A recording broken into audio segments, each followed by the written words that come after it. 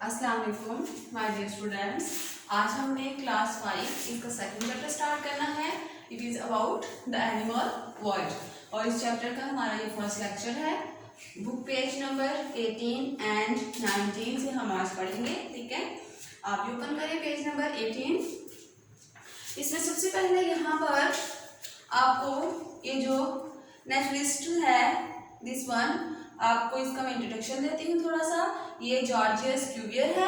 ठीक है, ये फ्रांस में, पेरिस में, यानी कि फ्रांस में आज से 200 साल पहले जो था ये वहाँ पर रहता था। तो इसने क्या कहा था, ये एनिमल्स के अबाउट कहता था कि एनिमल्स जो है वो मेरा पैशन है, यानी कि एनिमल्स के अबाउट जानने का बहुत ही ज़्यादा शौक था। और यहाँ पर वो हमें इस चैप्टर में यही बता रहा है कि मैं एनिमल्स के अबाउट जो जानता हूँ मैं आपको उसके बारे में बताऊँगा। ठीक है, तो इस पूरे चैप्टर में चूँकि हमने हमारा टॉपिक ही ये है एनिमल वर्ल्ड, तो इसमें हम एनिमल्स के अबाउट पढ़ेंगे कि एनिमल्स जो है वो किस तरह से और क्या कुछ करते हैं, उनकी पूरी लाइफ स्टाइल, उनके जो फीचर्स हैं, बॉडी फीचर्स वो किस तरह से हैं, कौन से एनिमल्स हैं जो वर्टिब्रेट्स हैं, कौन से इनवर्टिब्रेट्स हैं, कौन से उनमें से मैमल्स हैं, रेप्टाइल्स, ईच एंड एवरीथिंग, जो भी जितने भी एनिमल्स हैं हम उनकी डिफरेंट जो है वो स्टडी करेंगे। तो सबसे पहले एक क्लासिफिकेशन, एनिमल्स की क्लासिफिकेशन क्यों की जाती है, साइंटिस्ट जो हैं वो क्यों क्लासीफाई करते हैं थिंग्स को, वो इसलिए इस तरह करते हैं ताकि जो एनिमल्स हैं उनकी स्टडी हमारे लिए इजी हो जाए। ठीक है, अगर हम जैसे ये अबाउट है शॉप्स के अबाउट, ठीक है, अगर हम किसी शॉप पर जाएं, ठीक है, हमें पता होता है कि ये जो है ये क्लॉथ शॉप है, ये जो है ये ग्रोसरी शॉप है, डिफरेंट शॉप्स के अबाउट हमें पता होता है। अगर ऐसा ना हो, ठीक है, सारी शॉप जो है उनके अंदर एक जैसी ही चीज़ें, एक जैसे मटेरियल को सारे इकट्ठा करके रख दे, ठीक है, तो हमें नहीं पता लगेगा कि हमने ये जो चीज़ लेनी है किस शॉप से मिलेगी। जैसे अगर हम अब बाजार जाएँ तो हमें पता होता है कि ये जो है क्लॉथ शॉप है, यहाँ से हमें कपड़े मिलेंगे, हम वहीं जाते हैं कपड़े खरीदते हैं। ये हमें पता होता है ये शूज़ वाली शॉप है, यहाँ हम जाएंगे हमें शूज़ मिलेंगे। ठीक है, तो ये हमारे लिए इजी हो जाता है। लेकिन अगर हमें ना पता हो तो फिर ये क्या होगा, मिक्स हो जाएगा, लोगों के लिए मुश्किल हो जाएगा एक चीज़ को एक जगह से दूसरी जगह सर्च करने के लिए।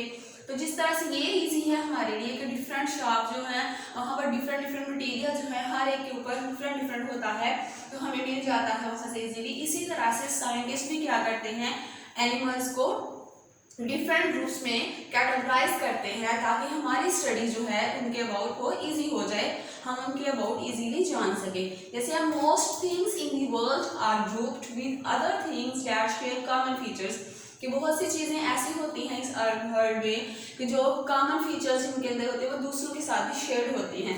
जैसे this is done to make it easier to talk about them and to study them. ऐसा क्यों होता है, ताकि हम उनके अबाउट इजीली जान सकें और उनके अबाउट स्टडी कर सकें। तो साइंटिस्ट ने इसीलिए एनिमल्स को डिफरेंट ग्रुप्स में डिवाइड कर दिया। जैसे मैमल्स हैं, हमें पता चल जाएगा कि ये मैमल्स हैं, इनमें क्या फीचर्स हैं। हम जब उनके फीचर्स पढ़ेंगे तो हमारे लिए स्टडी करना इजी हो जाएगा। नेक्स्ट हम जब भी मैमल्स को देखेंगे, एनिमल्स को देखेंगे, तो हमें पता होगा ये वाले जो एनिमल्स हैं ये मैमल्स हैं, ये वाले जो एनिमल्स हैं ये रेप्टाइल्स हैं, ये एम्फिबियंस हैं। ठीक है, तो इसीलिए साइंटिस्ट क्या करते हैं, उनको भी ग्रुप में डिवाइड करते हैं ताकि हम उनको इजीली देख सके, उनको इजीली जान सके। ठीक है, तो जो बुक शॉप्स होती हैं वहाँ पर हमें पता है बुक्स जो है वो सेल होती हैं, हम वहाँ से बुक्स जाके ले लेते हैं।